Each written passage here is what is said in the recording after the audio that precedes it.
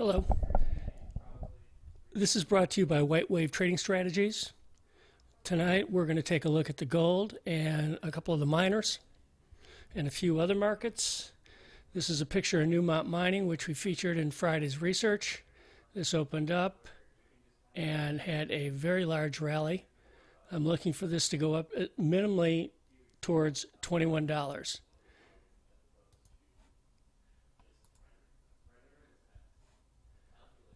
We're going to take a quick look at, you can see it's gone up to very close to initial weekly resistance towards $21 a 200 day.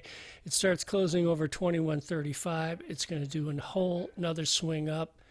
This is just starting. I really like this trade, and I think that you want to buy this on any pullback to the low 19s again. Let me just take a quick look at the gold point and figure. This is a very long-term point and figure chart. And you can see that it turned up. It bottomed on Wednesday overnight in Asia. It held early Thursday morning and again Friday morning and went straight up on the unemployment. Unemployment's typically, as I always preach, a significant higher low for the metals for the next 30 days. And as you can see, it was a big time low. We rallied $30 right out of the opening range straight up. 1087 is going to be a little tough on the long-term point and figure. We start getting through there. You can see that it's basically 1100 plus or minus a couple of bucks, but there's a lot of room for this to rally. The equity indices went risk on again. I'm going to pull this up, which is the S&P chart. Let me just blow that up for you a little bit. I didn't know if we were going to get down to basically into the 30s on Friday, but we just never did. This is not the chart I need to look at. Hold on. Let me get a better look. All right. This is the chart right here. We'll just blow this up rather than let this build. There we go.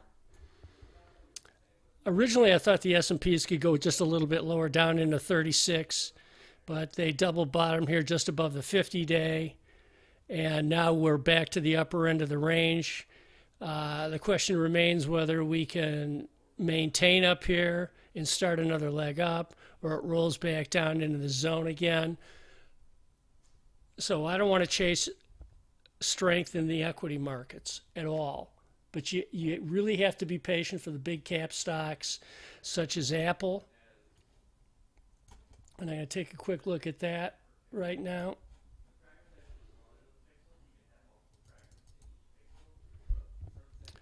You know, Apple held on the weekly. It looks good. It still needs basically over 120.50 to get going to the upside. You know, it held down here at the 50-day moving average above the cloud. A couple of weeks ago, I bought it in pre-market at 114.67.70. Bought it all the way up. You know, got out up here when it lost steam and couldn't get through 120 again. Though that number set hasn't changed. In the meantime, if it comes back somewhere around 117. 30 to 50, where it broke out from on Friday, it's probably a low-risk buy. That's all for tonight. Thanks for listening.